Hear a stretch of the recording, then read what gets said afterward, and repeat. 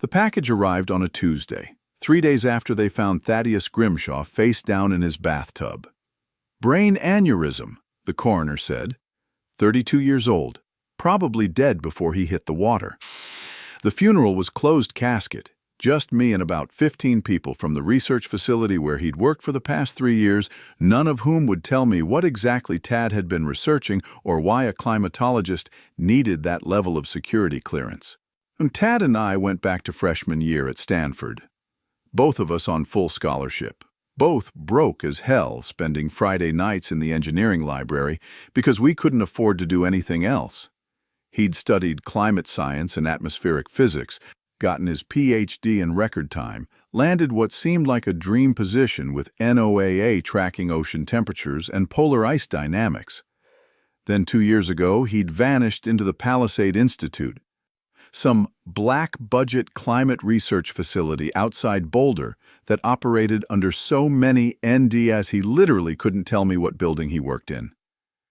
The one time I'd pushed him on it, over beers at his apartment, he'd looked at me with these hollow, haunted eyes and said, "Bridger, if I told you even the name of the project, they would disappear me into a federal prison so deep you'd never find the paperwork."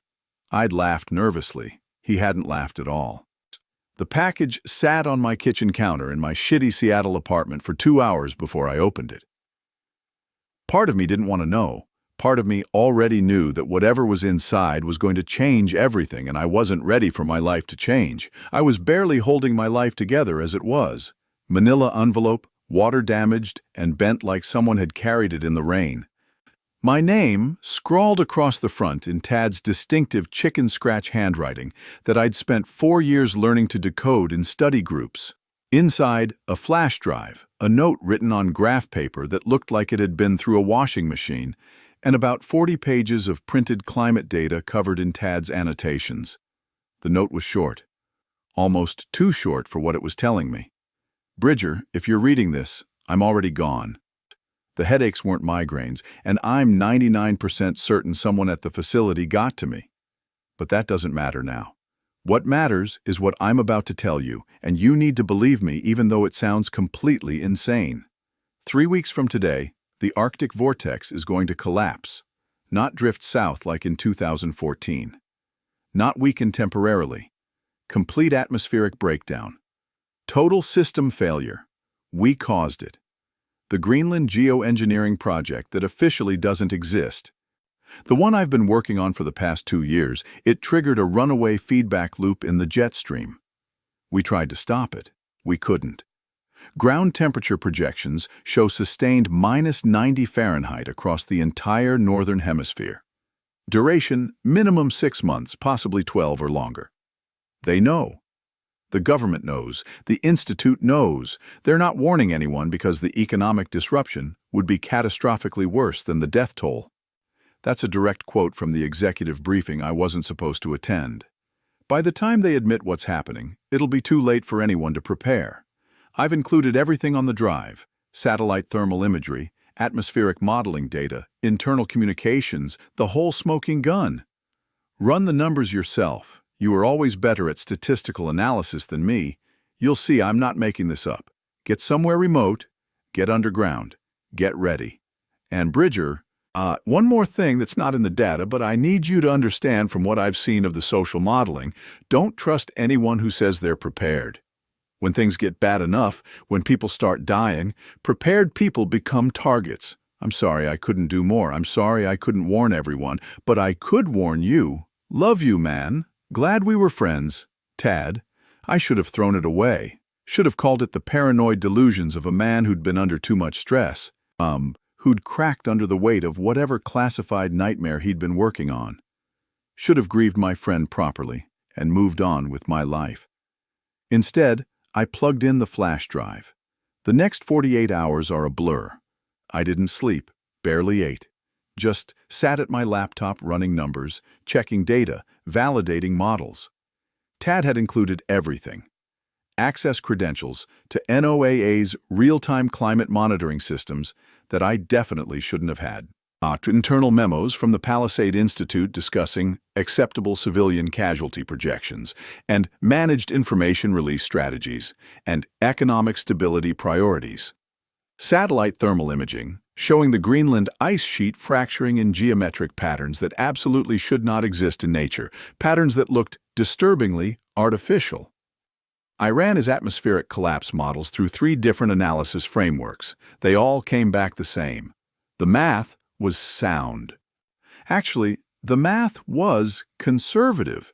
Tad had rounded down all his projections, probably to avoid sounding like a hysterical doomsayer. If anything, the real situation was going to be worse than he'd predicted. 3 weeks from the day I opened that envelope, the northern hemisphere was going to freeze solid. I had 19 days. I pulled up my bank account on my phone, stared at the number until it stopped feeling real. $11,472. My entire net worth at 32 years old. Sounds like a lot until you're trying to prepare for the literal apocalypse. Sounds like nothing when you start adding up the costs of survival. But I had 3 things working in my favor. First, my grandfather's property in rural Montana. 40 acres of pine forest and rocky terrain about 2 hours outside of Missoula, accessed by a dirt road that turned into mud soup whenever it rained. The house was a timber frame structure that Grandpa Oaks had built himself in the 1950s, all hand-hewn beams and river rock fireplace. And underneath it was a Cold War-era bomb shelter he'd constructed in 1962 when the Cuban Missile Crisis convinced him that Kennedy was going to get everyone killed and he'd better be ready. I'd inherited the property 5 years ago when Grandpa died. I'd kept meaning to sell it and never quite getting around to it because the real estate market in the middle of nowhere Montana wasn't exactly booming. Second, I had Tad's data, which meant I knew exactly what was coming and exactly how bad it would be, while everyone else was still watching weather reports and thinking this was just going to be a harsh winter. Third, my neighbor, Marceline Voss, had just taken delivery of 40 pallets of premium survival supplies and couldn't resist broadcasting it to everyone she knew. I knew about the supplies because Marceline had texted me photos at 2 in the morning, lots of photos, multiple angles, close-ups of specific items with price tags visible. Marceline and I went back to middle school in Tacoma. Back when her family had been poor and living in a duplex in the rough part of town, while my dad pulled down decent money as a Boeing engineer.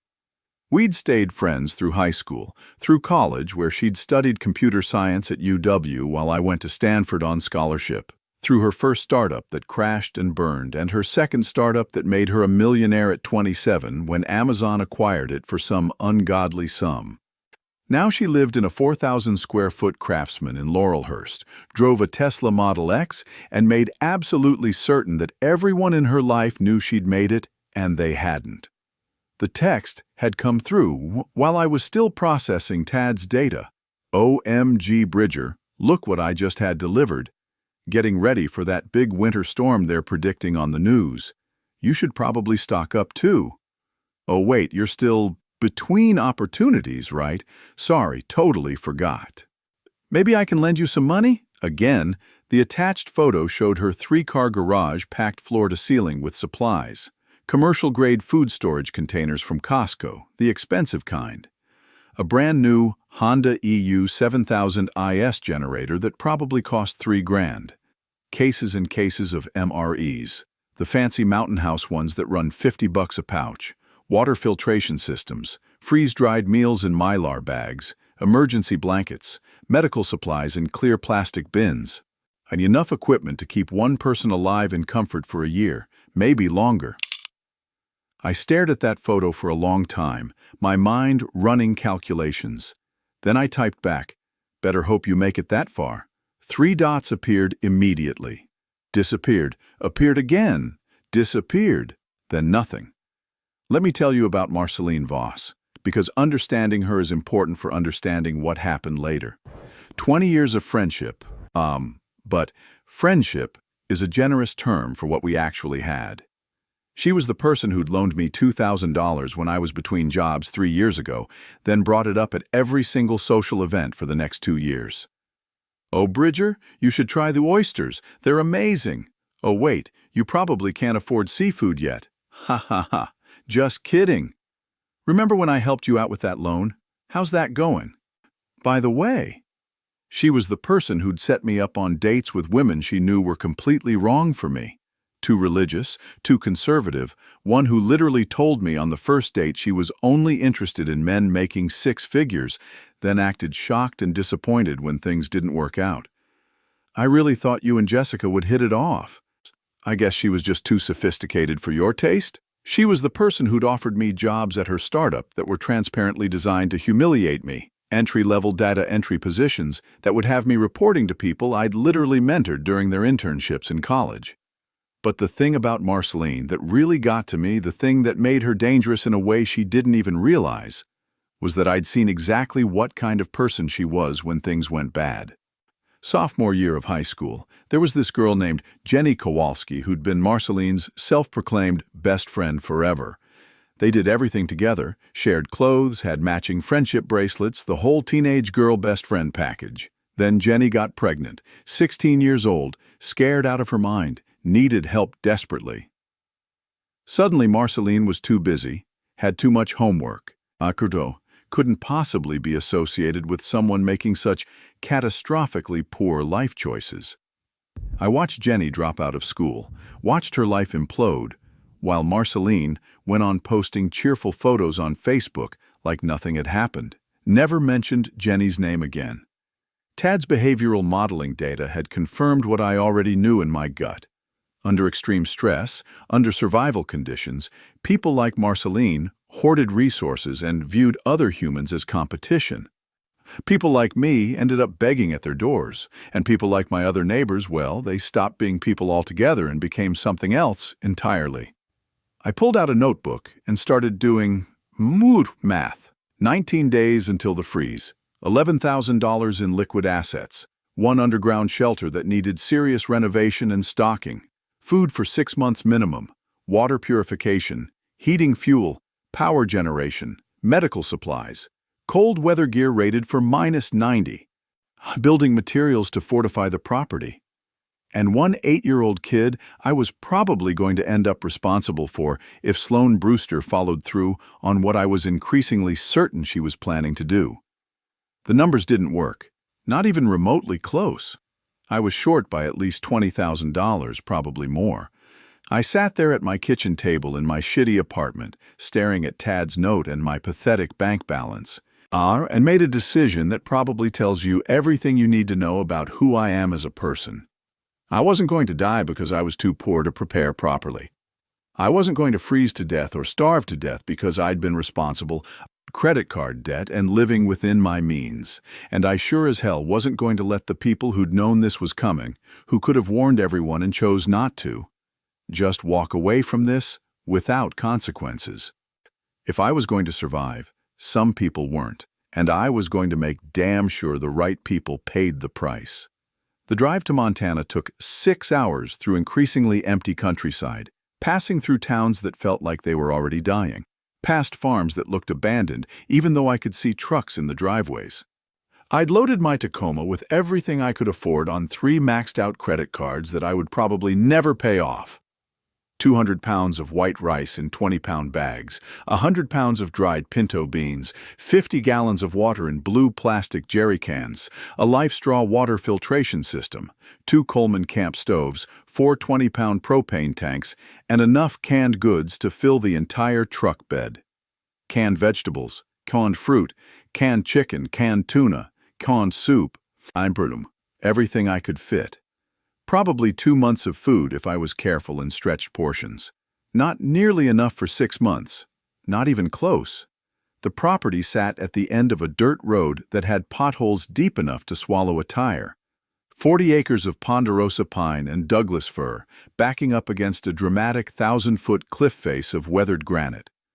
The house itself was beautiful in a rustic way, all exposed timber frame construction and river rock chimney, or smelling like 50 years of accumulated wood smoke and bad coffee and the particular mustiness of a building that hadn't been properly lived in for half a decade. Grandpa had built it himself back when you could still do that without permits and inspectors and environmental impact studies. But the house didn't matter. The real treasure was underneath, accessed through a trapdoor hidden under the bed in the master bedroom. The shelter entrance was classic Grandpa Oak's paranoia. You had to know it was there to find it. Lift up the bed frame, pull back the area rug, and there was a steel trapdoor set flush into the floor with a combination lock. I'd found the combination written in his will, one of the weird little details that made me laugh even at his funeral. October 26th, 62.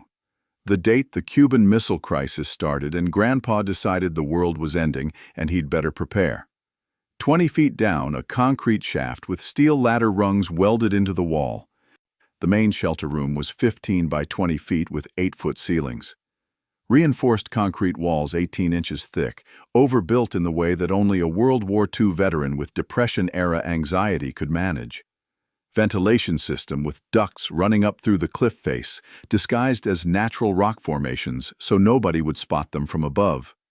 Natural spring, feeding a well system that produced crystal-clear water year-round at a constant 55 degrees. Grandpa had designed this place to survive a direct nuclear strike within a 5-mile radius. It could definitely handle a deep freeze. It was also completely full of black mold, rat droppings, dust that had been undisturbed for 5 years, cobwebs thick as curtains, and the dried-out corpse of what I was pretty sure had been a raccoon that somehow got in and couldn't get out. I spent the next 3 days in a respirator mask and rubber gloves that went up to my elbows, scrubbing every surface with industrial-strength bleach until my hands were raw and the fumes made me dizzy. Tore out the old foam mattresses that had deteriorated into toxic yellow dust, pulled up the rotted linoleum flooring, replaced all the rusted ventilation grates with modern ones that had built-in dampers so I could control exactly how much outside air came in. Tested the well water with a kit I'd bought at Home Depot. It came back cleaner than Seattle tap water. On better mineral content, too, slightly alkaline, which was actually ideal. On day 4, I brought in a contractor I'd found on Craigslist, some guy named Rex who did welding and metalwork. Told him I was building out a studio space for a YouTube channel about prepping and survivalism, so showed him some screenshots of popular prepper YouTubers making bank on ad revenue, said I wanted it to look authentic and secure for the videos. "You really think the world's ending?" Rex asked, while welding the hinges for the security door I'd asked him to install. "I think scared people click on videos," I lied smoothly. "Prepper content is absolutely exploding right now. Ad revenue is insane. I've got a buddy making 15 grand a month just doing gear reviews and survival challenges." He laughed, shook his head. "Man, the internet is wild. All right, you want secure? I'll make you secure." I paid him $3,000 in cash for labor and materials to install a security door that belonged on a bank vault, not Home Depot security screen, actual vault-grade security. 4-point locking system with titanium bolts, steel plate construction thick enough to stop rifle rounds, could resist everything short of a breaching charge or a sustained assault with power tools. The door seated perfectly into the reinforced frame. It's locked, with a wheel mechanism that drove 4 bolts deep into the concrete. From inside, you could drop an additional steel bar into floor-mounted anchors for extra security. "This is some serious shit," Rex said, admiring his work. "You planning on locking yourself in there?" "Just want it to look real for the camera," I said. "Production value, you know?" "Whatever you say, man. Stay safe out there in YouTube land." Above ground, the property needed serious defensive work, too. The original fence was half collapsed, wouldn't stop a determined toddler, let alone a desperate adult. I hired a different crew through another Craigslist ad, paid them $2,000 to build a proper perimeter. 8-foot chain-link fence around the entire 40 acres, 3 strands of barbed wire angled outward on top, heavy-duty posts set in concrete every 15 feet. Posted the whole thing with signs every 20 yards. "Private property, no trespassing. Violators will be shot. Survivors will be prosecuted." Also installed motion sensor LED lights at each corner of the property, wired everything underground back to a control panel in the shelter so I could monitor approaches from below. 15 days left on Tad's timeline. I was burning through money like it was already worthless, but money wasn't going to matter when the temperature hit -90. My phone rang while I was up on a ladder installing solar panels near the ventilation array. Unknown number. Chit, I almost didn't answer, but something made me pick up. Bridger? It's Sloane Brewster. It took me a second to place the name. Sloane. Kincaid Brewster's wife. Kincaid, who lived 2 doors down from me in Seattle. Kincaid, who'd done 6 years in the Marines, including 2 tours in Afghanistan, came back with a Purple Heart and PTSD he absolutely refused to treat, and settled into civilian life by becoming the kind of guy who started fights in bars and always won. His wife Sloane was quiet, had kept to herself, always wore long sleeves even in summer. "Hey Sloane, is everything okay? I need to ask you something." Her voice was tight, controlled in that specific way people sound when they're trying very hard not to cry. "Did Marceline Voss send you photos of her stockpile?" I climbed down from the ladder, walked away from where the solar contractor was running conduit. "Yeah, she did. Why?" "Because she sent them to Kincaid, too. To a lot of people in the building. Actually, showing off." A pause, and I could hear her breathing carefully. "He's obsessed with it, Bridger. He won't stop talking about it. About how we'll be fine when things get bad because we've got resourceful neighbors in the building. About how when the crisis comes, the strong survive by taking from the weak, and that's just natural selection. About how Marceline's basically sitting on a supply depot that could keep 20 people alive. He's just waiting there for someone with the courage to take it." The way she said, "take it," made my skin crawl. "Sloane, I know what he's planning." The words came out in a rush, like she'd been holding them in for days and couldn't contain them anymore. "He's been on these forums, these militia prepper websites with men who think the collapse is coming and they need to be ready to survive by any means necessary. He's buying guns, Bridger, not hunting rifles. A R-15S, body armor, tactical gear, night vision. He and his gym buddies, these guys from his CrossFit box who are all ex-military or wannabe military, they have a whole plan worked out. When the crisis hits, when people start freezing and the food runs out, they're going to organize and take supplies from people who won't fight back. Marceline's house is target number 1 on their list." I closed my eyes and saw Tad's behavioral models, the computer simulations showing exactly this scenario playing out. Resource aggregation creating high-value targets. Organized groups with military training overwhelming unprepared individuals. Violence as an optimal survival strategy once social structures collapsed. "Why are you telling me this?" "Because I saw you loading your truck last week. Multiple trips, lots of supplies, camping gear. You're getting out of Seattle, going somewhere safe, aren't you?" She hesitated. "And because last month, when Kincaid got drunk and angry and I had to wear sunglasses for a week to cover the black eye, you were the only neighbor who knocked on my door. You asked if I was okay. You offered to call the police. You left me your number." I remembered. I'd heard breaking glass through our shared wall around midnight, heard her crying, heard him yelling about disrespect and failure and weakness. I'd knocked. She'd answered wearing sunglasses indoors. Said she'd walked into an open cabinet door. She was clumsy. She was fine. I'd given her my number anyway, told her to call any time. She'd never called. "I have a daughter," Sloane said, and now she was definitely crying. "Harlow, she's 8 years old, and I can't let her be here when Kincaid and his buddies decide it's time to become survivors. I can't let her see what he's going to do to people, what he's going to become." I looked at the shelter entrance, at the supplies I'd already stored, at the careful calculations I'd done showing I could barely support 1 person for 6 months. Did the mental math on 2 people. Tighter, much tighter, but probably workable if we were careful. "Sloane, I don't know if I can. I'll handle Kincaid." Her voice went completely flat, completely dead, the way people sound when they've already made a terrible decision and accepted the consequences. "I just need you to promise me that when it happens, when it's done, you'll take Harlow somewhere safe. You'll keep her alive. That's all I'm asking. Promise me that one thing." "What do you mean you'll handle?" "Promise me, Bridger. Right now." Something in her voice, some quality of absolute steel underneath the fear.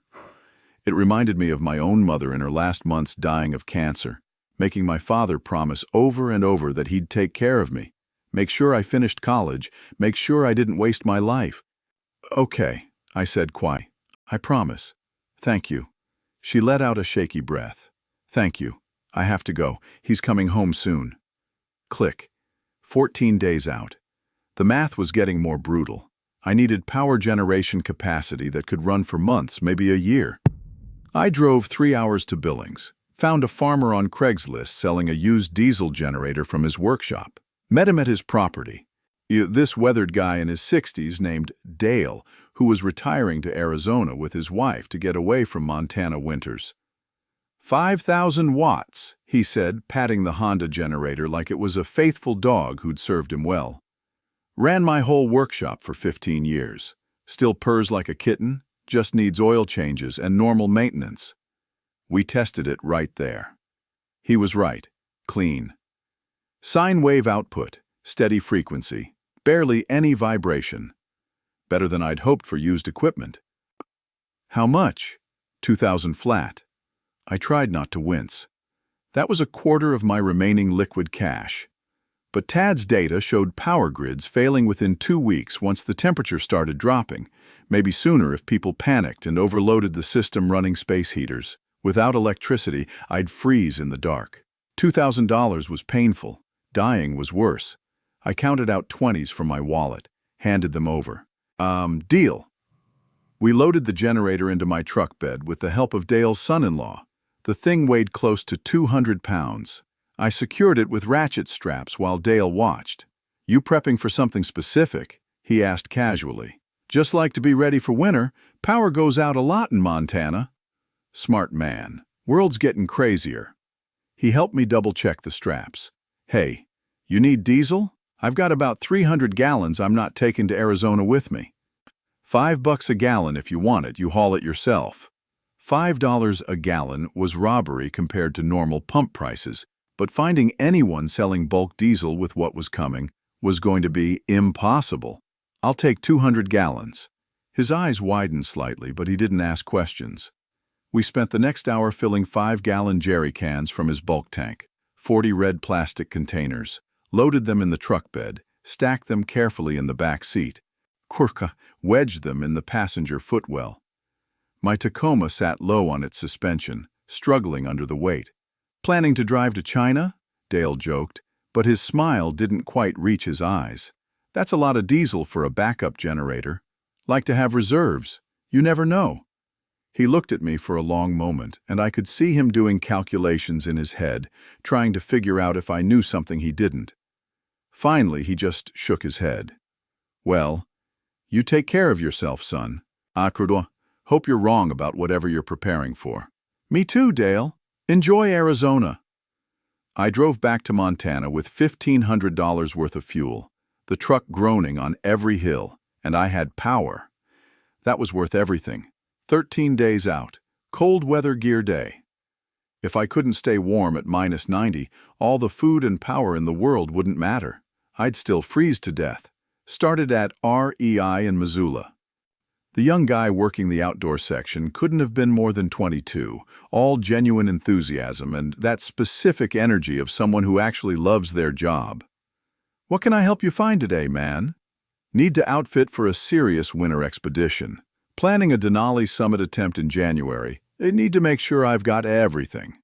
His eyes absolutely lit up like I'd just told him Christmas came early. "Oh, dude, that's incredible." "Okay.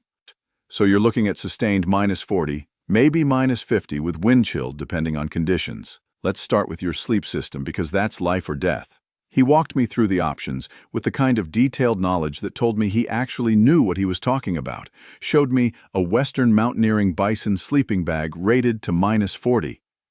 This is the gold standard for Denali climbers. Downfill, 850 plus fill power, draft collar, the works. It's a beast. At $850. I tried not to react to the price tag. "I'll take it."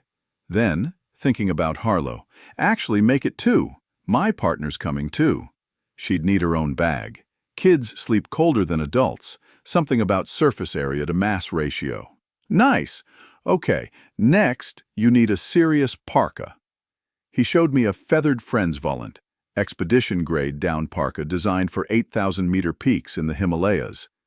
This thing is no joke. -60 rating, waterproof breathable outer shell, sealed seams, helmet-compatible hood. $1,300. Jesus Christ, but I'd rather be broken alive than wealthy and frozen solid. Got it in a men's large and I thought about Harlow's size. A kid's size 8? He raised an eyebrow. Taking your kid to Denali? Training them young. Family tradition. Hardcore. I respect it. Base layers came next. Smart wool. 250 weight merino. Which apparently was the ideal weight for extreme cold. 6 complete sets at $50 each. $300. Mid layers. Patagonia R. 2 fleece. $200. Insulated pants. Mountain Hardwear Ghost Whisperer for mobility at altitude, $400.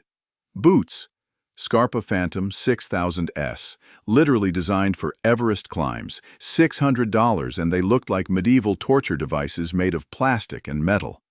Then gloves, mittens with removable liners, balaclavas, ski goggles with interchangeable lenses, chemical hand warmers. I bought 100 packs, wool socks, 20 pairs because wet socks kill you, neck gaiters, hat liners, everything. The kid was practically vibrating with excitement as he rang everything up, talking about his own dreams of climbing Denali someday. This is such a sick loadout, man. When are you heading up? Mid-January if weather holds. You should totally document it. Instagram that journey. Everyone loves Denali content. I'd follow for sure. Maybe. We'll see how it goes. Total damage at REI, $4,732. I handed over my credit card and watched my available credit disappear. But I'd be warm. Harlow would be warm. We wouldn't freeze. Hey, just curious, the kid said as he helped me load bags into my truck. You doing this with a guided group or independent? Independent. Got a lot of mountain experience. I feel ready for it. Right on, man. Seriously, good luck up there. Stay safe. Respect the mountain. Always. Drove to Cabela's next for more utilitarian stuff. Another 100 packs of hand warmers because you can't have too many. Emergency blankets, the Mylar ones that reflect body heat, 20 of them at $5 each. Chemical heat packs designed for military rations. A propane-powered indoor safe heater, Mr. Buddy brand, as a backup to the backup. Wool blankets, the heavy, scratchy kind that actually work. More thermal underwear in bulk. Then hit the military surplus store on the edge of town that smelled like mothballs and old canvas and probably hadn't been updated since 1987. Guy behind the counter looked like he'd seen some serious shit, 1,000-yard stare and a Vietnam-era field jacket. Help you? Need extreme cold weather gear. Military surplus is fine. Doesn't need to be pretty. He nodded slowly, gestured toward the back. So, got some ECWCS stuff from the Army. Generation 3 Level 7 parkas. Genuine issue, not reproduction crap. Rated to -60. $200 each. Compared to the REI prices, that was an absolute steal. I'll take 4. 4? He raised an eyebrow. Planning on outfitting a squad? Like to have backups. Redundancy matters. He grunted approval, pulled the parkas off their hangers. Also sold me more chemical heat packs, the military-grade ones meant for MRE rations. 50 of them, Korean War-era sleeping bags that smelled like a museum but were legitimately rated to -50. Some old canvas tarps for emergency shelter. Walking out with everything, I'd spent another $1,500. But I had redundancy now. If one heating system failed, I had backups. If one layer wasn't warm enough, I had more layers. If the primary shelter got compromised, I had emergency options. My credit cards were screaming. My bank account was nearly empty. But I wouldn't freeze to death, and more importantly, neither would Harlow. Got back to the property around sunset and started organizing everything in the shelter. Hung the parkas on hooks I'd screwed into the concrete walls. Stacked the sleeping bags in waterproof bins. Arranged the hand warmers in larger containers, organized by type. Counted and recounted everything, making lists, checking numbers. Harlow watched me work from the corner where she was reading her dragon book, she hugging her knees. That's a lot of warm clothes. Better to have too much than not enough. Mom used to say that about you, that you were the careful one, that you thought 3 steps ahead. Your mom was a smart woman. She was quiet for a moment then. Do you think she knew about the cold thing? Is that why she stopped, couldn't quite finish the sentence. I looked at this 8-year-old trying to make sense of her mother killing her father, trying to find logic in trauma. I think she knew something very bad was coming, and she made sure you'd be safe. That's what mattered to her. Harlow nodded slowly, then reached up and pulled one of the smaller parkas off its hook. Held it against herself, felt the weight of it. It's heavy. That's the insulation. All that down filling that traps your body heat. She held it close for a long moment, like maybe having that physical weight in her hands made the danger feel more real. Made her mother's terrible sacrifice make some kind of sense. I let her hold it as long as she needed. 12 days out. Time to deal with Marceline and start the countdown to her destruction. I drove back to Seattle early in the morning, arriving at the apartment complex around 10 a.m. Went straight down to the building's courtyard where I knew I'd find Mrs. Agatha Pemberton holding court with her council of neighborhood ladies. Mrs. Pemberton was 74 years old, but had lived in the building for 30 years and knew absolutely everyone's business. We called her the Neighborhood News Network because anything you told Mrs. Pemberton would be common knowledge within 6 hours. She operated faster than CNN and with considerably less fact-checking. "Oh, Bridger!" she waved when she saw me. "How wonderful to see you, dear. How's the job search going?" Perfect opening. "Actually really well, Mrs. Pemberton. Found some contract work that's going great. Hey, can I ask you something kind of weird?" Her eyes lit up exactly like I knew they would. This was her cocaine. "Of course, dear. What is it?" I sat down on the bench next to her, pulled out my phone like I was hesitant. "Have you noticed anything strange with Marceline Voss lately?" "Strange how?" She leaned in, and the other ladies leaned in too, forming a conspiracy circle. "Well, I really don't want to spread rumors or cause problems, but..." I showed her the photo on my phone, the one Marceline had sent showing her garage packed with supplies. "She sent me this yesterday, said she's been stockpiling supplies for some disaster or emergency. And I've noticed she's been getting a lot of deliveries, big trucks, multiple pallets of stuff being brought in. I'm kind of worried about her mental state, to be honest." Mrs. Pemberton's eyes went wide as she zoomed in on the photo. "Stockpiling, like hoarding, oh my goodness. Is that all food?"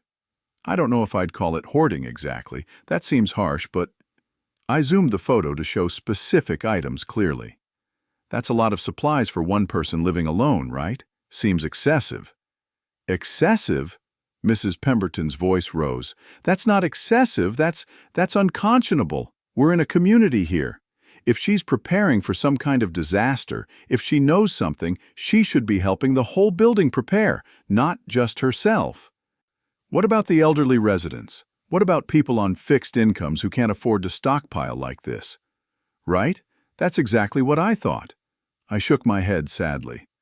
"But I'm probably overreacting. I'm sure she has her reasons. Anyway, I should get going. Just wanted to mention it in case anyone else had noticed strange behavior. Have a good day, Mrs. Pemberton." "Oh, we will definitely be discussing this," she said grimly, already pulling out her phone. Thank you for letting me know, Bridger. You're always so thoughtful." I walked away and went up to my apartment, pulled up the security camera feed on my laptop. The one I'd installed in the hallway that pointed at my door, but also happened to catch Marceline's door at the end of the hall, started reviewing footage from the past week. Just like I'd thought, multiple deliveries. I could see delivery guys hauling boxes and containers into her apartment. Timestamp showed they'd been coming every single day for the past week. At least 40, 50 boxes total. Some of them marked with recognizable logos, Costco, Amazon, specialty outdoor retailers. I saved all the relevant clips, burned them to a flash drive. Then I pulled up the building's Facebook group, the Laurelhurst Community Watch page that everyone in the building was part of, made a new post from my account. "Hey neighbors, Question for everyone. Has anyone else noticed a lot of delivery trucks at our building lately? I ask, because I've been seeing vehicles coming and going, and with the weather warnings about the cold snap coming, just want to make sure everyone's doing okay and nobody's in distress. Community is important, especially in times like these. Stay safe, everyone. Innocent enough. Didn't mention Marceline by name, just planted the seed. Within an hour, Mrs. Pemberton had replied, "Now that you mention it, I have noticed excessive deliveries going to certain units. Very concerning in these uncertain times. I believe in being prepared, but also in community spirit and helping our neighbors, not hoarding resources." Someone else chimed in.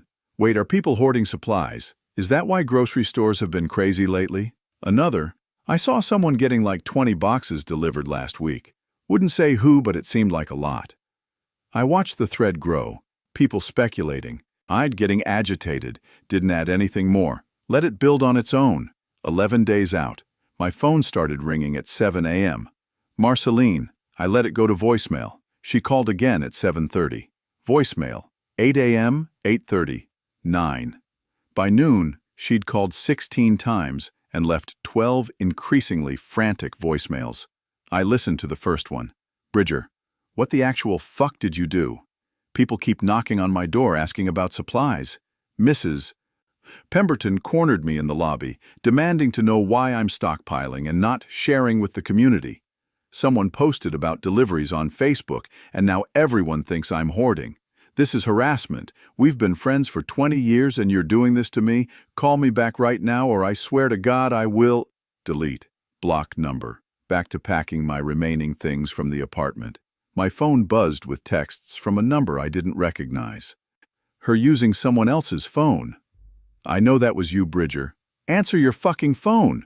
You're really going to throw away our friendship over some joke? Answer me. I blocked that number too. Around 3 p.m., I checked the security camera feed. Sure enough, there was Marceline in the hallway, knocking on my door. She knocked for a solid 5 minutes before giving up. Later that evening, I saw Mrs. Pemberton corner her by the mailboxes. Couldn't hear the conversation, but I could see Marceline getting defensive, gesturing, trying to explain. Mrs. Pemberton pointing an accusing finger. 2 other neighbors joining the confrontation. I saved that footage too. Evidence, documentation. 10 days out. Drove back to Montana with the last load from my apartment. Time to focus on food production and long-term survival capacity. Stopped at every garden center and agricultural supply store I could find. Bought seeds, every variety I could think of that might grow under artificial light. Tomatoes, 4 different varieties. Lettuce, buttercrunch, romaine, oakleaf, kale, spinach, beans, peas, herbs, even attempted some cucumber and zucchini, though I wasn't sure those would work underground. Mushroom cultivation became its own project. Found a specialty store in Missoula that sold gourmet mushroom growing kits. Bought oyster mushroom kits, shiitake. Even some exotic varieties I'd never heard of. The guy running the store was this old hippie with a long gray beard. "You planning to start a mushroom farm?" he asked as I loaded up my cart. "Just really like fresh mushrooms, and they store well, grow fast." Well, these'll do great in a basement or root cellar if you've got one. Constant temperature, moderate humidity, they'll produce for months. Perfect. That's exactly what I'm looking for. LED grow lights were expensive as hell, but absolutely necessary. Found a hydroponic supply store that catered to the cannabis industry. Those guys know about growing plants indoors. Bought 4 full-spectrum LED panels designed for vegetative growth, each one running 300 watts. Expensive, but they'd run on my solar panels during the day and wouldn't pull much from the generator. The store employee, this young woman with purple hair and multiple piercings, rang me up with a knowing smile. "Starting a garden, huh? Vegetables, for personal use." "Right, vegetables," she winked. "Well, these'll grow great vegetables. Just make sure you've got good ventilation and you're monitoring your pH levels." "Will do, thanks." Total spent on agriculture supplies, $1,500. But if everything worked, I'd have fresh food growing within a month. Wouldn't have to rely entirely on canned goods and rice. Might actually have vegetables, maybe even salads. Got back to the property and set up the growing area in the shelter. designated one whole section, about 6 by 10 feet, as the farm, mounted the LED panels on overhead racks, set up the mushroom cultivation chambers on shelves, mixed soil in large plastic bins, planted seeds. Harlow helped, getting her hands dirty in the soil, carefully placing seeds at the right depth like I showed her. She'd gotten quiet over the past few days, processing everything. But when she was planting seeds, I saw her smile for the first time. These will really grow. Underground with no sun? As long as we give them the right light, the right water, they'll grow. Plants don't care where they are. They just need what they need. Like people. Yeah, like people. She patted the soil over a tomato seed carefully, almost reverently. Mom would have liked this. She used to try to grow tomatoes on our balcony, but Dad always... She trailed off. Didn't finish. I didn't push. Just showed her how to water gently, how to check if the soil was too dry or too wet. 9 days out. 2 a.m., my phone rang. Sloan.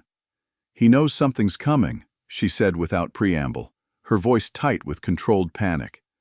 "He's been on websites, found leaked climate data. Government memos someone posted on those conspiracy forums. He's convinced there's going to be a total collapse. He's buying more guns, Bridger. An AR-15, body armor, night vision goggles. He found your grandfather's address. I think he went through your mail that one time he came over to your place last year to borrow a drill. He's planning to follow you. When things get bad, when people start dying, he's going to come take what you have." "Then don't come with me," I said, even though I knew what she was going to say. "Stay in Seattle. It might actually be safer." "No, it won't. He'll kill us both if I stay. He's already told me what he'd do if I ever tried to leave him." Her voice dropped to barely a whisper. "Just keep your promise. Take care of Harlow. Make sure she lives. That's all that matters now." "Sloan, you don't have to do this. There are other ways. Restraining orders, domestic violence shelters. You could disappear before... Those things don't work when the world is ending, Bridger. When there's no police, no courts, no system. I know what I have to do. Just keep your promise." Click. 8 days out. I was in the shelter welding brackets to hold additional storage shelves when my phone buzzed with a news alert. Breaking news. Seattle man found dead in apparent domestic incident. Kincaid Brewster, 34, found deceased in his Capitol Hill home Tuesday evening, following what police are calling a domestic disturbance. Neighbors reported hearing sounds of an altercation before police arrived on scene. His wife, Sloan Brewster, 31, has been taken into custody. According to sources, Brewster suffered multiple stab wounds. A kitchen knife was recovered at the scene. The couple's 8-year-old daughter was present during the incident and is currently in protective services. Sloan Brewster has been charged with second-degree murder. Bail has been set at $500,000. Police say the incident appears to be related to ongoing domestic issues. Investigation is continuing. I read it 3 times, felt absolutely nothing except a cold certainty that this was always going to happen. My phone rang 20 minutes later. Unknown number. "Mr. Oakes, this is Sloan Brewster. I'm allowed 1 phone call and I don't have much time." She sounded eerily calm, almost peaceful. "I need you to do something for me." "Sloan, Harlow." The social worker handling her case is Patricia Mendenhall at Child Protective Services. "I told her you're Harlow's godfather, showed her guardianship papers I forged 6 months ago when I knew this might have to happen. Real documents are in my safety deposit box at Key Bank on Madison Street, box 247. Combination is her birthday, 041516. Get the documents. Get her. Keep your promise." "What about you? I can hire a lawyer, post bail, get you out." She laughed, but it sounded like crying, like relief and grief mixed together. "I did what I had to do to save my daughter from becoming what he was going to make her.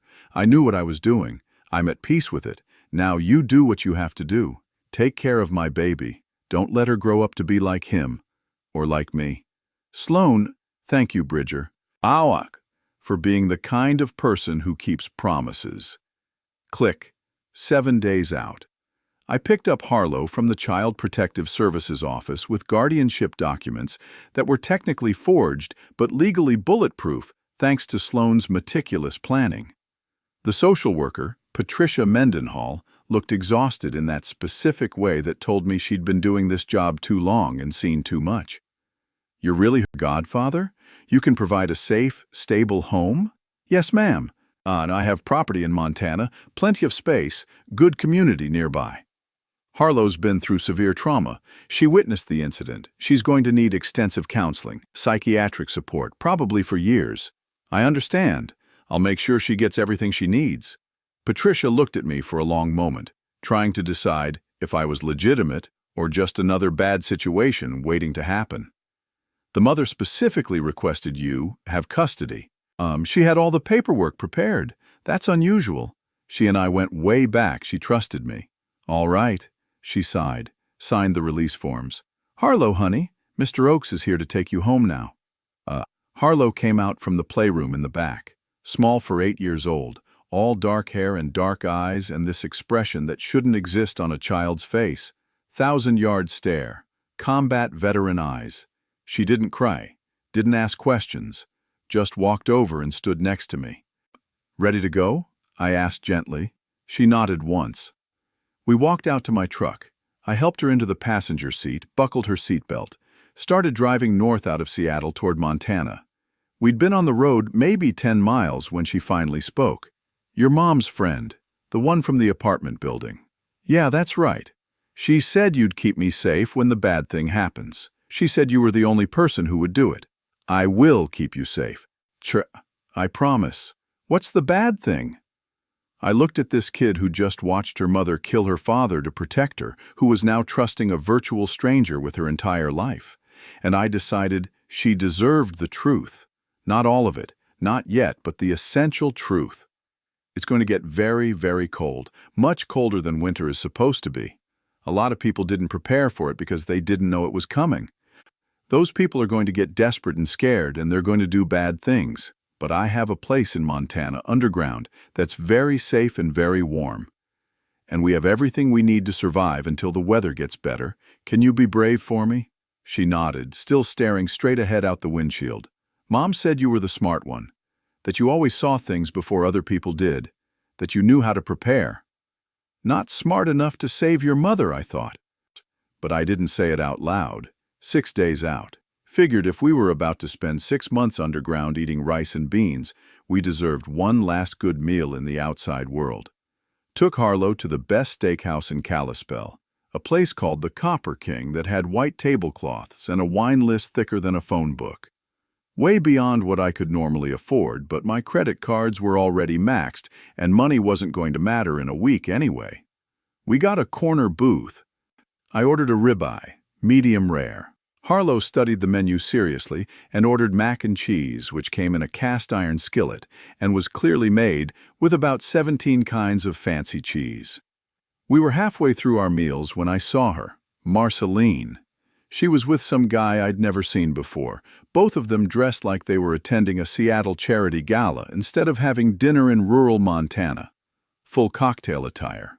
Her in a designer dress that probably cost more than my monthly rent. She spotted me immediately, and her face went through about 5 different expressions in 2 seconds. Surprise, recognition, anger, calculation, fake cheerfulness.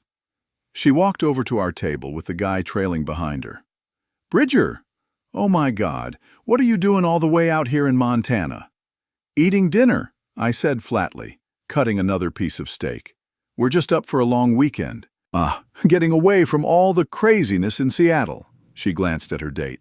"Babe, this is Bridger, literally my oldest friend in the world. Bridger, this is Dashiell." Dashiell looked like exactly the type of guy Marceline would date. Expensive watch, perfect hair, the kind of handshake that was trying way too hard. "Nice to meet you. Marceline's told me a lot about you." "Has she?" I didn't make it a question. "You're the one who—" Dashiell started to say something.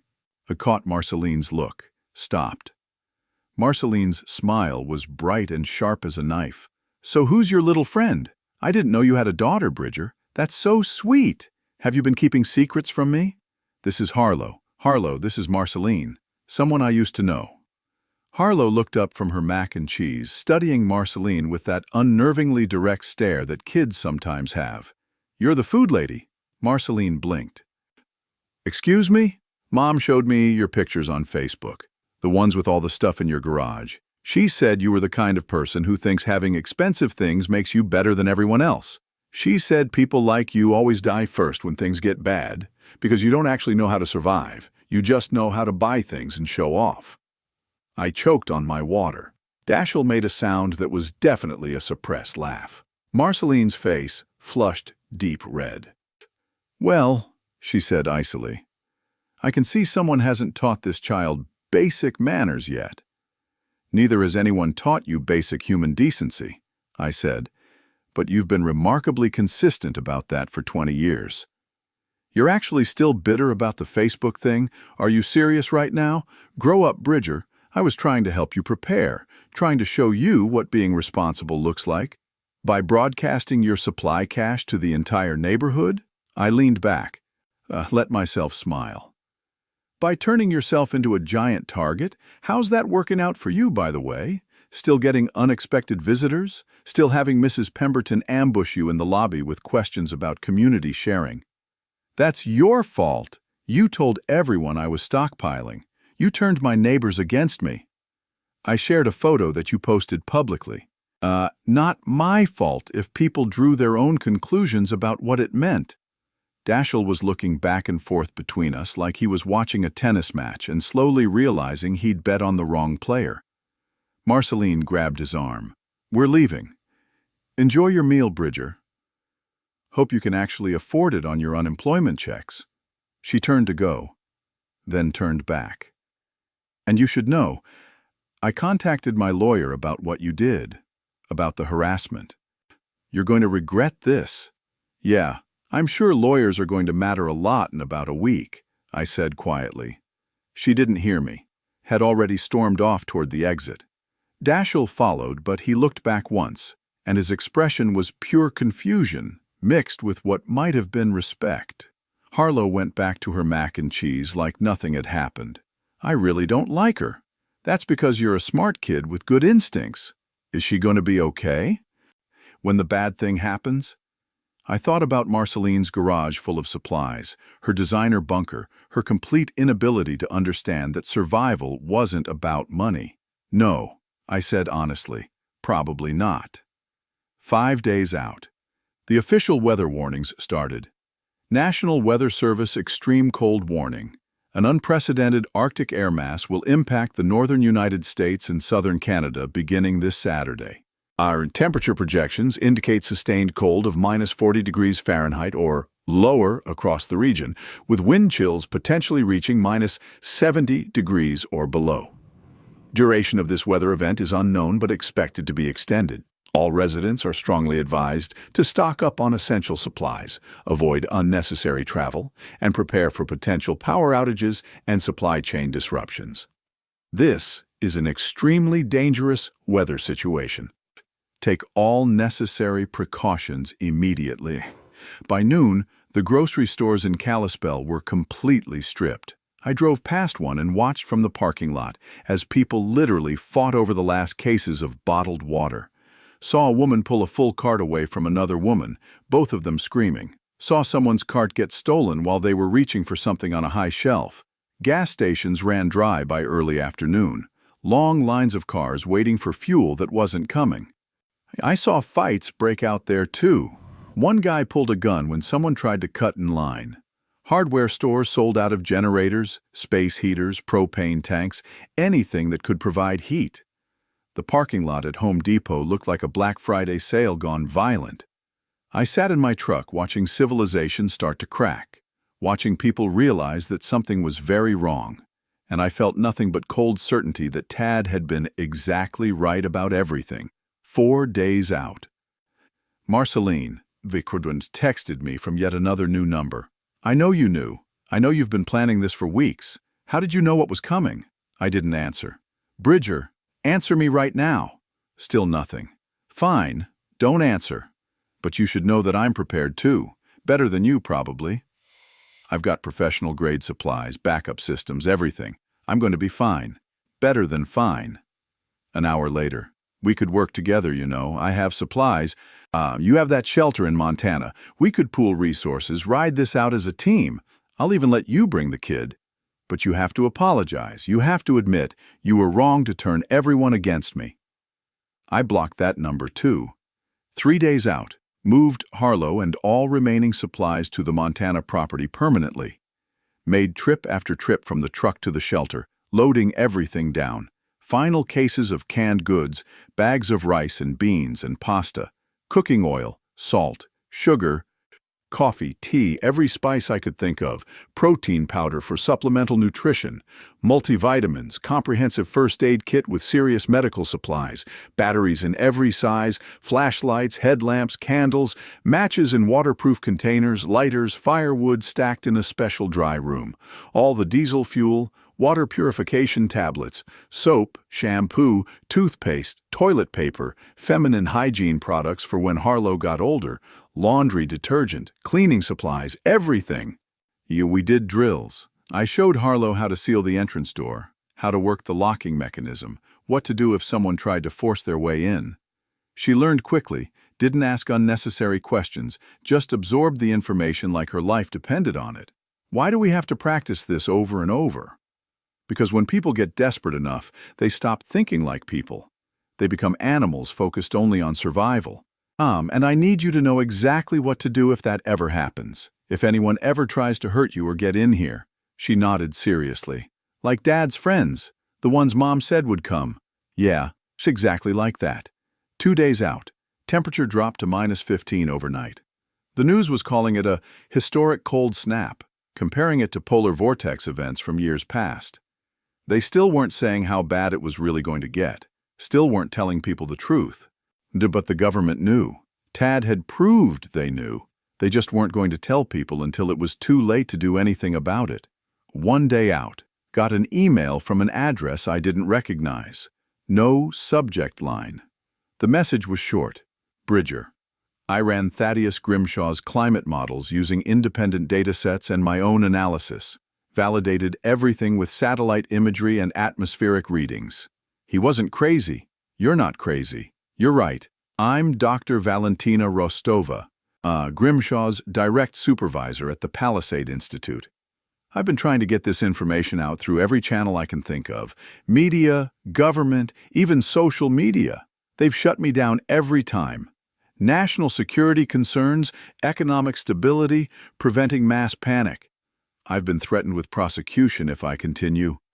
Millions of people are going to die, and there's nothing I can do to stop it. But I wanted you to know that Grimshaw trusted you for a very specific reason. He knew you'd believe the data. He knew you'd act. He knew you'd survive. I hope he was right. Good luck. VR. The email had no attachments, no return address, no way to reply. I read it 3 times, then deleted it completely, cleared my cache, did everything I could to make sure there was no trace of it. Outside, snow began to fall, heavy wet flakes that stuck to everything.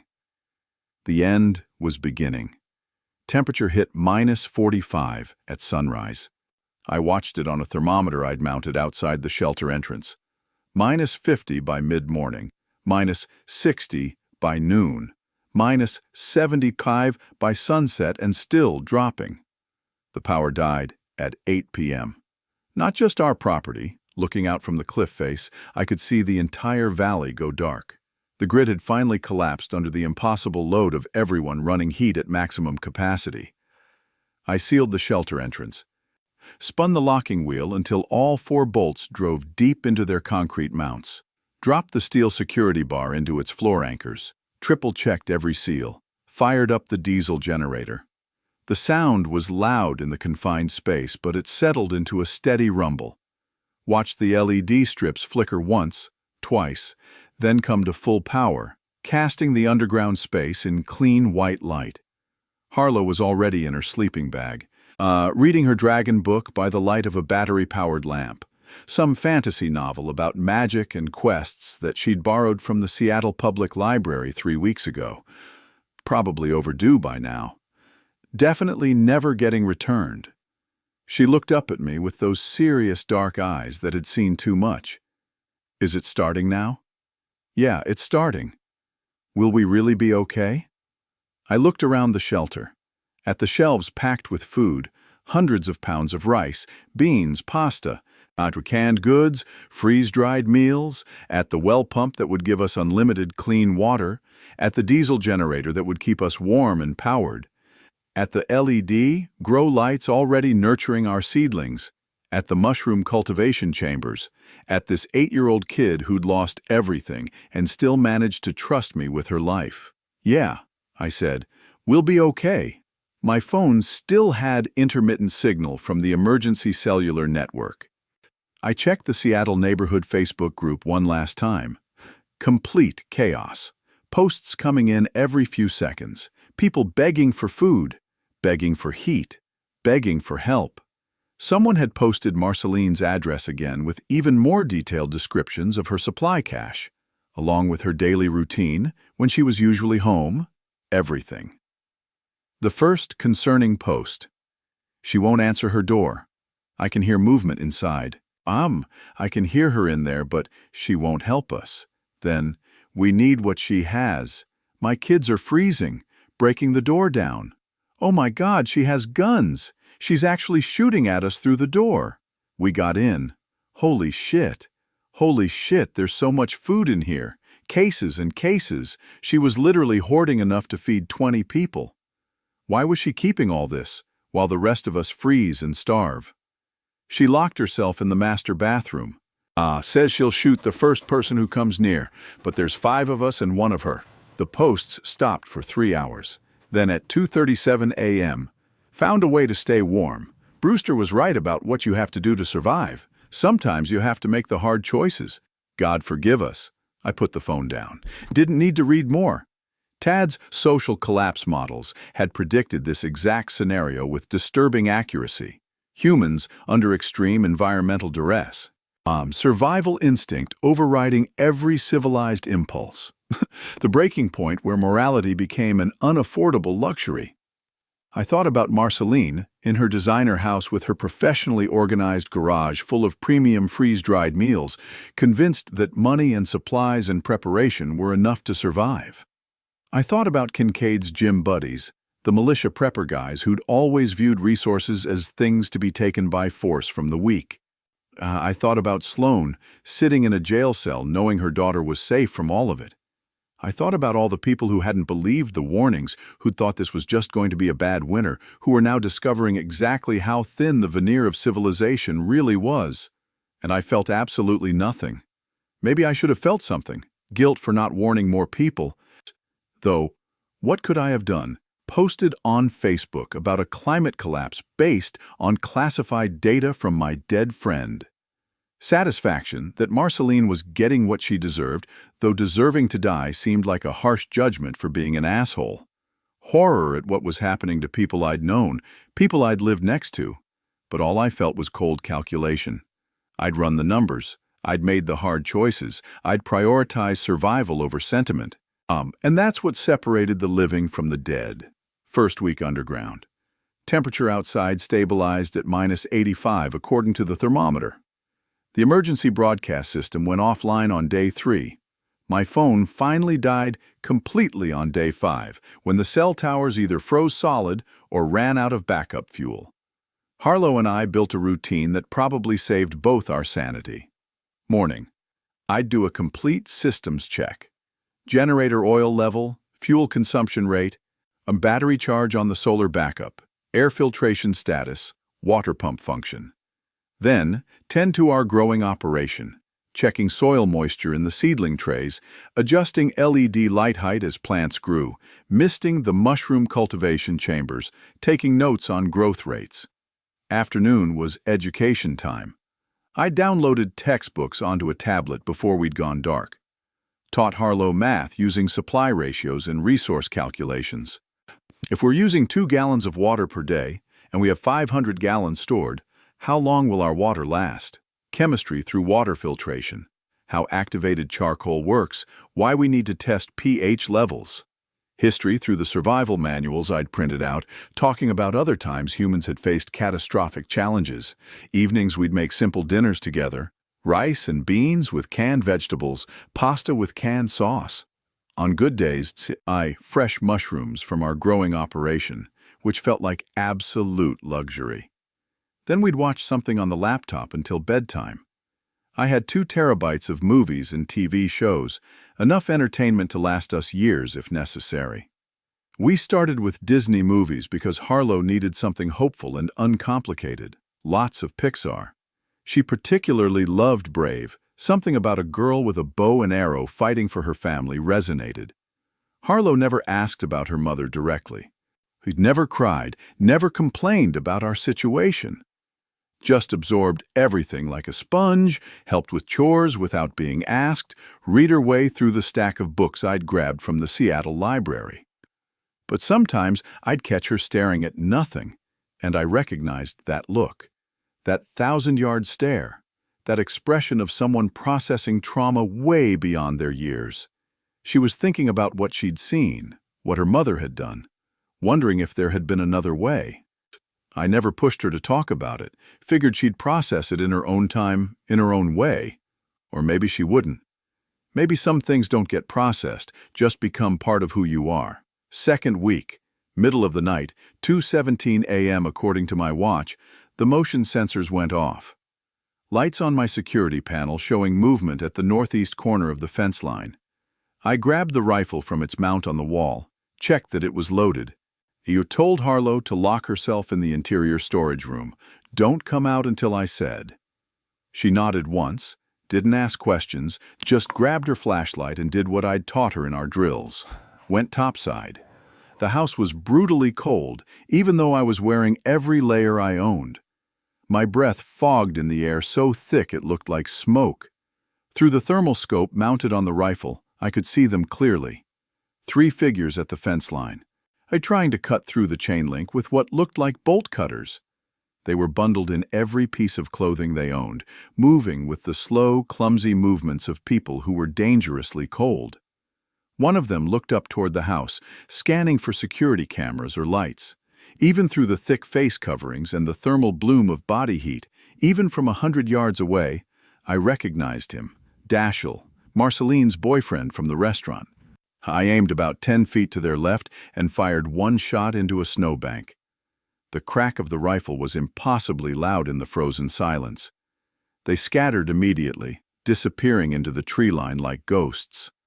I waited another hour in the freezing dark, watching through the scope, sweeping the perimeter. But they didn't come back. They'd gotten the message.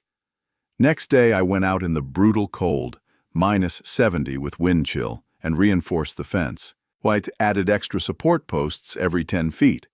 Ran an electrification line from the solar panels, 5,000 volts, not enough to kill but enough to make you seriously regret touching it. Added 3 more cameras with battery backup and night vision. If anyone came back, I'd see them long before they got close.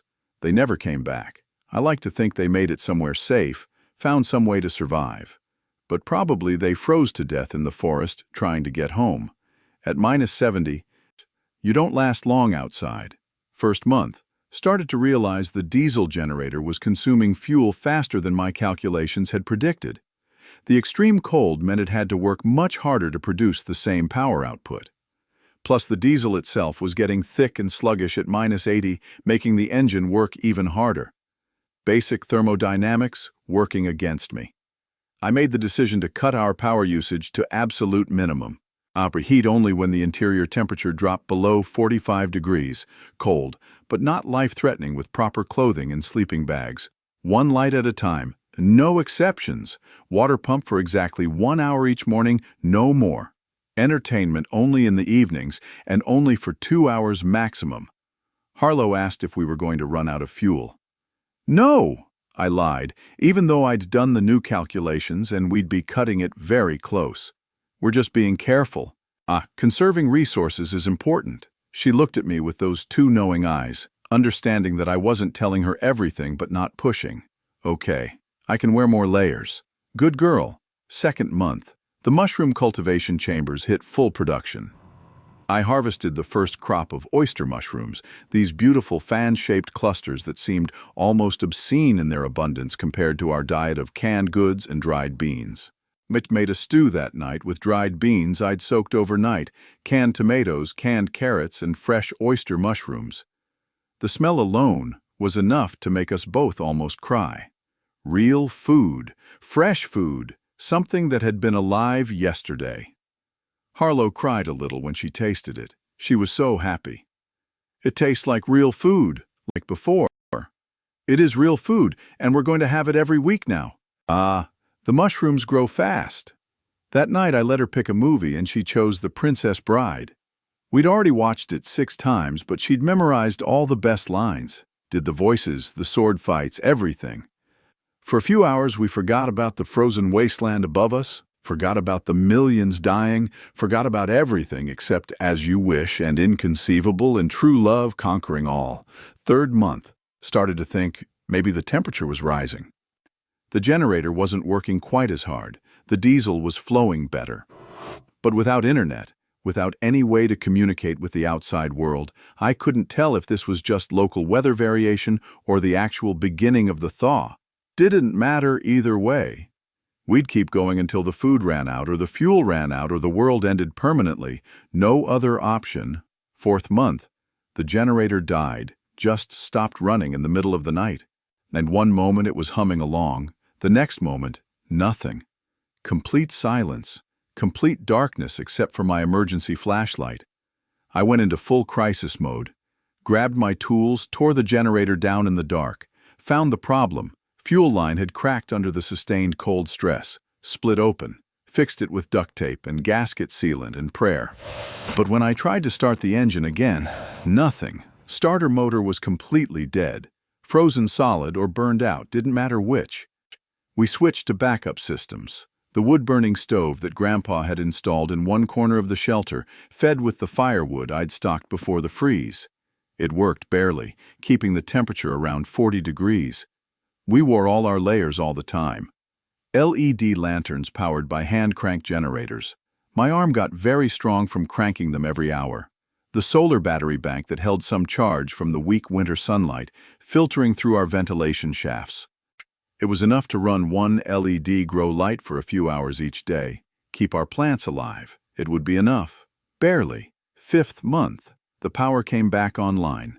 Not everywhere, not consistently, but I started to hear the grid humming when it kicked on.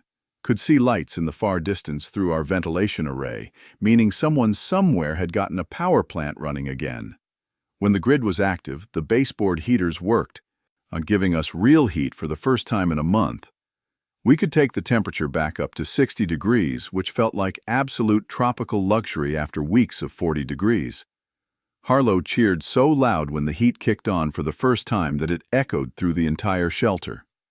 She danced around the room in her layers, laughing for the first time in weeks. 6th month, temperature hit -10 degrees.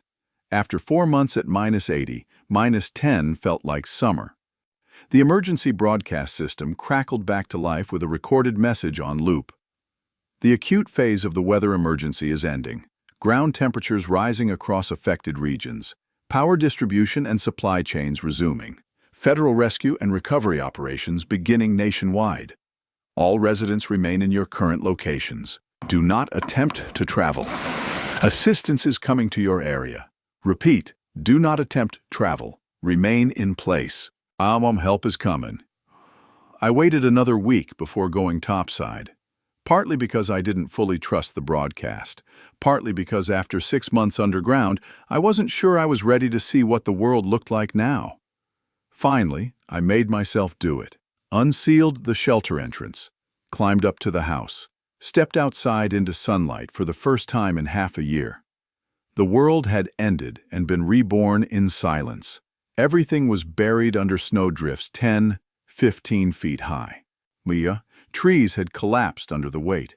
The forest looked like a war zone. But the sun was shining. The temperature was rising. Birds were starting to come back. I heard a crow cawing somewhere, first bird sound in months. Drove into Kalispell after another week when the road started to clear. The Tacoma started on the 3rd try after I charged the battery that had frozen and died. Changed the oil that had turned to sludge. The town looked like a war had been fought in the streets. Half the buildings had collapsed under the snow weight.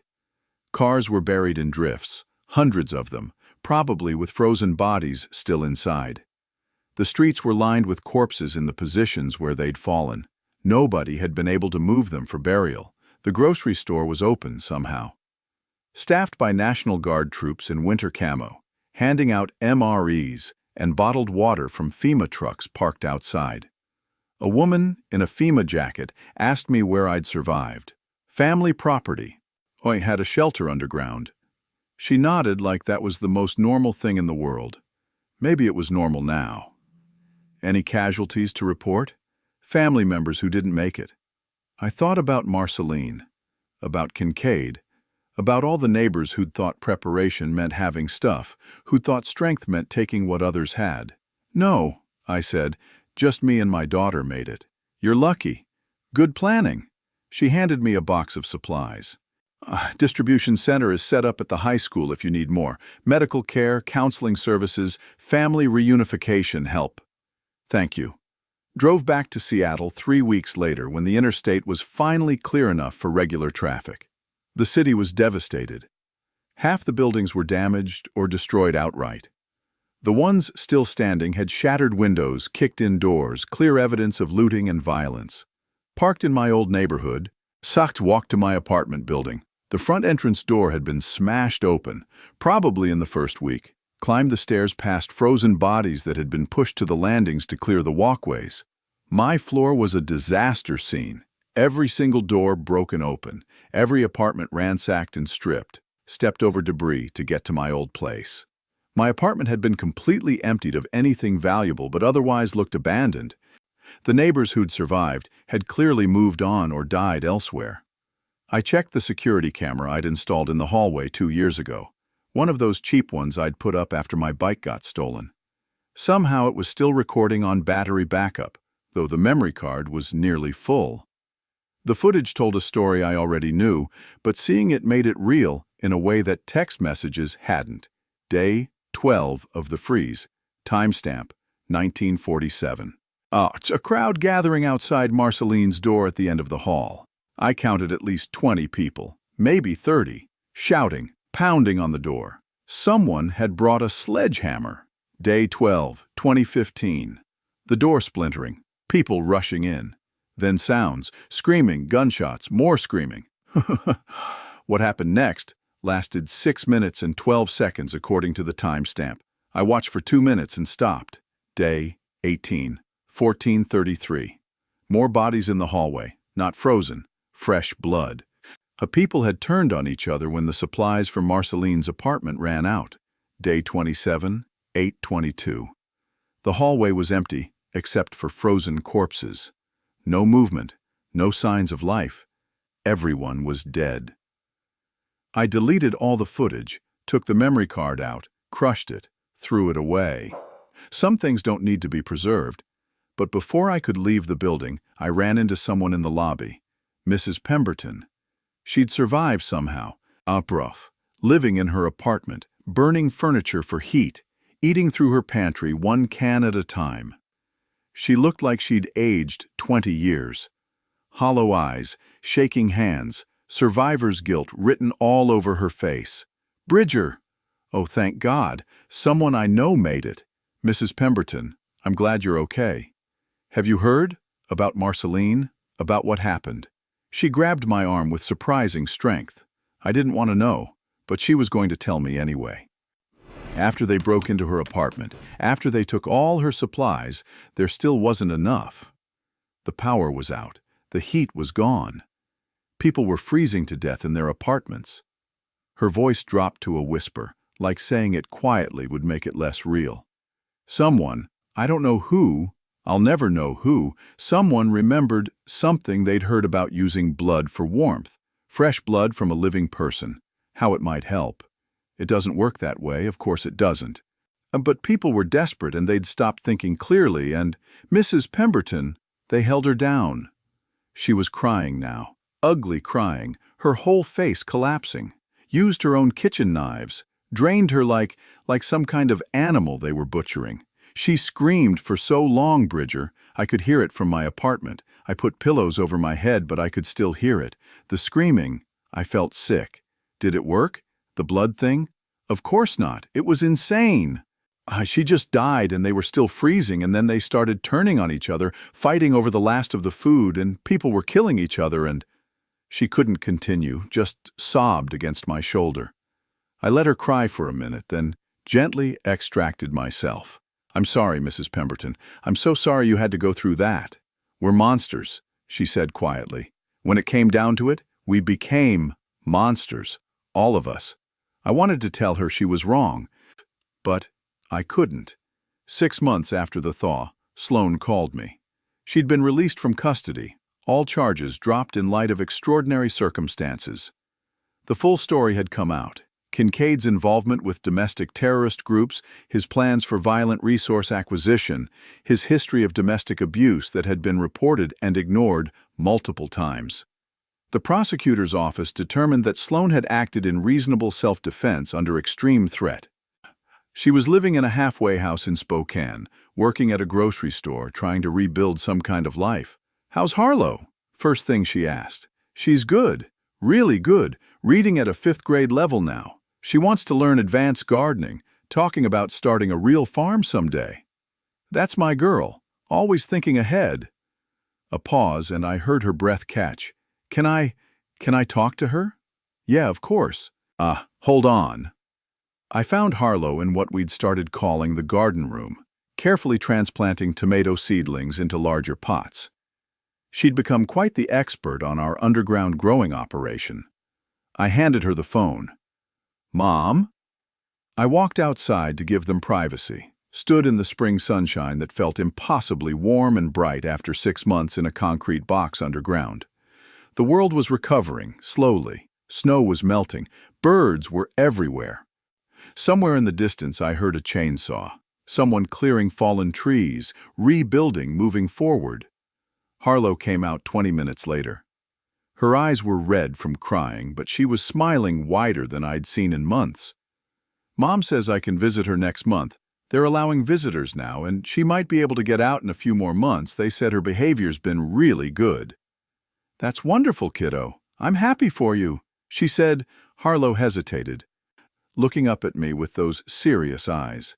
"She said to tell you thank you for keeping your promise, for being the kind of person who does that when so many people don't." I nodded, not quite trusting myself to speak. "Bridger?" She waited until I looked at her. "Why did you save me? You didn't have to. You could have said no when Mom asked. You could have had more food, more space, better odds of surviving if it was just you. So why did you do it?" I thought about Tad's behavioral models, about the data showing how communities fracture under stress, how the strong prey on the weak, how humanity fails its greatest tests. I thought about Marceline, with every resource in the world dying, because she couldn't see past her own sense of superiority. I thought about Sloane, sacrificing her freedom to give her daughter a chance at life. I thought about all the people who survived, not because they were strongest or richest or best prepared, but because they found something worth protecting that was bigger than themselves. "Because someone has to remember what we're supposed to be," I said finally. "Before the cold, before the fear, before everything went to hell and people turned into monsters, someone has to prove that we're more than just survival instinct and resource calculation. That we can be better than that, even when it's hard, especially when it's hard. Did we prove it? Do you think we prove people can be good?" I looked at this kid who'd lost everything and still found reasons to smile every day, who'd spent 6 months in an underground bunker without a single complaint, who'd taught herself algebra and biology and helped with chores and never stopped being kind, even when the world gave her every possible reason to become hard and cruel. "Yeah," I said, "I think we did." 2 years later. The official death toll was 47 million in North America alone. Worldwide numbers topped 200 million. They called it the Arctic collapse. Always with capital letters like that made it official, made it real, made it something that had a name and therefore could be understood. The congressional investigation revealed everything. The Palisade Institute had been running unauthorized climate modification experiments under a Department of Defense black budget, trying to develop weather control technology for military applications. One of the experiments triggered a runaway feedback loop in the Arctic jet stream that destabilized the entire polar vortex. They'd known about the failure for 3 months before it happened, had internal discussions about whether to warn the public. He decided that the economic panic and social chaos from a warning would cause more total harm than just letting it happen and dealing with the aftermath quietly. That was the actual reasoning in the memos. Acceptable casualty projections, economic stability priorities, managed collapse scenarios. Executives went to prison. Several committed suicide before trial. Politicians resigned in disgrace. The Secretary of Defense was impeached. None of it brought anyone back. None of it made the 47 million corpses any less dead. I testified at the hearings, brought all of Tad's research, explained how I'd survived because one man decided truth mattered more than his career or his life. Explained the behavioral models, showing that humans under extreme stress revert to violence and tribalism unless they have something bigger than survival to fight for. The media ate it up. The guy who'd predicted the apocalypse and lived to tell about it. The data analyst who'd trusted his dead friend's warning when everyone else ignored it. They wanted to make me a hero. I told them I'd just run the numbers and acted accordingly, that I wasn't special, just slightly more paranoid than average and lucky enough to have resources. That the real heroes were people like Sloan, who'd sacrificed everything to protect someone else, not people like me, who'd survived by being selfish and prepared. They loved that even more. Humility sells. Afterwards, a reporter from the New York Times cornered me outside the hearing room. "Mr. Oakes, what would you say to people who are trying to prepare for the next crisis? Because everyone knows now there will be a next crisis. Climate collapse, economic collapse, pandemic, war, something. What's your advice?" I thought about Marceline's garage full of expensive supplies that hadn't saved her. And about all the people who'd thought preparation meant stockpiling things instead of building connections. Resources alone aren't enough, I said carefully. You need community. You need purpose. You need to remember that survival without humanity isn't survival, it's just existence. If you can't save everyone, save someone. If you can't save someone, save yourself, but remember who you were before you had to make that choice. The real disaster isn't dying. It's becoming something you'd hate if you could see yourself clearly. And if you can't have all of that, if you're forced to choose between survival and morality.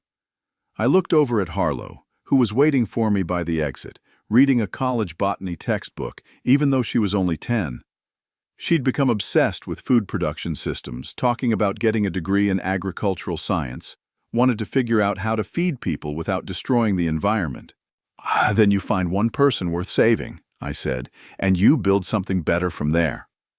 Now I'm going to tell you something I haven't told anyone else, something that's not in the official testimony or the media interviews or the book deal they keep offering me money to write. I know how all of this sounds. I know it reads like I had everything figured out, like I was some kind of prepared survivalist genius who saw it coming and did everything right. The truth is so much messier than that. I got lucky. Incredibly, impossibly lucky. I had Tad's warning when no one else did. I had Grandpa's shelter that he'd built with his own paranoid hands 50 years ago. I had just barely enough money to make it work, though I went into massive debt doing it. I made 1,000 mistakes. I almost ran out of fuel in month 4. I almost got killed by Dashiell and his group in week 2. Well, if they'd been slightly more desperate or slightly better armed, I'd be dead. I brought a severely traumatized 8-year-old child into my survival bunker with absolutely no idea how to care for her emotional needs or process her trauma. But here's what I learned. What I think Tad was really trying to tell me with all that data. It's not about being the strongest or the richest or the best prepared. It's about choosing what kind of person you're going to be when everything you thought was solid turns out to be vapor. When the rules stop applying and civilization is just a memory. Marceline chose isolation and superiority. She thought having more stuff made her more worthy of survival. She died screaming while people she'd known for years drained her blood, trying to stay warm. Kincaid chose violence and domination. He thought strength meant taking what others had built. He died with a kitchen knife in his chest before he could hurt anyone else. Sloan chose sacrifice. She killed the man who would have killed her and her daughter, knowing exactly what it would cost her. She's alive, Harlow's alive, and they get to see each other once a month for supervised visits that make them both cry with happiness. I chose to keep a promise even when it made my own survival significantly harder. Even when it would have been smarter and safer to say no. And you know what? I'd make that exact same choice again. Every single time. And because Harlow makes me remember what we're supposed to be, what we can be, what we should choose to be, even when it's hard. I'm writing this from the Montana property, where Harlow and I still live. The shelter is still here, still stocked, still ready. Because Tad was right about one thing above all else. This won't be the last disaster. There will always be people who prioritize their own survival over everyone else's humanity. There will always be catastrophes, natural or man-made. There will always be moments when everything you thought was permanent and stable turns out to be temporary and fragile. The only difference that actually matters, is whether you let those moments turn you into something you'd hate when you look back, or whether you hold on to the things that make survival actually worthwhile. We held on, both of us, to each other, to our humanity, to the idea that people can be better than their worst instincts. And that's the only happy ending I've got to offer. Author's note. I wrote this story during a particularly cold winter, when my heating broke down for 3 days. Not -90, obviously, just regular February cold in Montana where I actually do live. But those 3 days, sitting in my apartment in 4 layers of clothing, rationing propane for my camping stove, watching my neighbors and wondering who would help who if things got really bad, it got me thinking. We like to believe we're fundamentally good people, that when crisis comes, we'll rise to the occasion, help our neighbors, sacrifice for the greater good. We tell ourselves comforting stories about human resilience and community spirit and how disaster brings out the best in people. Sometimes that's true. I've seen it after Hurricane Katrina, after 9/11, after every major disaster, there are always those beautiful stories of strangers helping strangers, of people risking everything for someone they don't even know. But there are other stories too, the ones we don't like to talk about, the ones that show what happens when the veneer gets thin enough. I did a lot of research for this piece, read survivor accounts from Stalingrad, from the Donner Party, from concentration camps, from every major famine and siege in recorded history. And the pattern is always the same. Some people become heroes, some people become monsters. Most people just try to survive and end up somewhere in between. The thing that haunted me while writing this wasn't Marceline's death scene, though that was hard to write, I'll admit. It was the realization that, in a real collapse scenario, I don't actually know which person I'd be. None of us do. We can tell ourselves we'd be Bridger or Sloane, making hard choices but keeping our humanity. But maybe we'd be Kincaid, deciding that might makes right.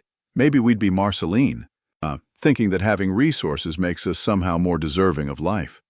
Maybe we'd be one of those nameless neighbors who participated in something unforgivable because the alternative was watching our children freeze. I don't have an answer to that. I don't think anyone does until they're actually tested. What I do know is this: the choices we make before the crisis matter. Not just physical preparation, though that matters too, but moral preparation. Deciding right now, in comfort and safety, what kind of person we want to be when everything falls apart. Drawing those lines clearly so when we're scared and desperate, we have something to hold on to. Bridger's choice to save Harlow wasn't made in the moment. It was made years earlier, shaped by watching his mother die and his father keep promises, shaped by seeing people like Marceline abandon friends when it was inconvenient, shaped by every small choice to be decent even when it cost him something. By the time Sloane called asking for help, he'd already decided what kind of person he was going to be. That's what this story is really about. Not survival tactics or disaster preparation, though I researched the hell out of those details. It's about deciding who you are before the test comes. Because when it comes, and something will come, maybe not -90 but something, you won't have time to figure out your values. You'll just act on whatever foundation you've already built. I wanted to write something honest about that. Something that doesn't romanticize survival or pretend that keeping your humanity is easy when staying alive is hard. Something that acknowledges that good people can make terrible choices under extreme stress, and that having resources doesn't make you either safe or moral. And I wanted to write about the one thing I genuinely believe: That the only way through these things, the only way that makes survival actually worthwhile, is connection. Not isolation, not hoarding, not viewing other humans as competition or resources or threats, but finding one person, even just one, and deciding they matter more than your own comfort or safety. Bridger saved Harlow not because he was a hero, but because he'd decided years ago that some things are worth the cost. That's not nobility. That's just choosing the kind of person you want to be and paying the price for that choice. I hope none of us ever face anything like the Arctic collapse. But I also know that hope isn't a plan. So I think about these things. I try to be the kind of person now who would make good choices then. I try to build connections with neighbors to help when I can, to be someone others might trust in a crisis. And I keep a modest emergency kit, not a bunker, not an arsenal, just some basics. Because preparation isn't about paranoia. It's about loving the people you might need to protect enough to think ahead. Thanks for reading this. I know it's dark. I know it's uncomfortable. But I think the uncomfortable conversations are the ones we need to have. Stay human out there. If you enjoyed this story, I have a Patreon where I post early drafts and discuss the research that goes into these pieces. I'm also working on a collection of interconnected survival stories set in different disaster scenarios, exploring how the same moral questions play out in different contexts. More importantly, please consider donating to your local food bank or homeless shelter. They're the people actually helping in ongoing, real-world crises while the rest of us write fiction about hypothetical ones.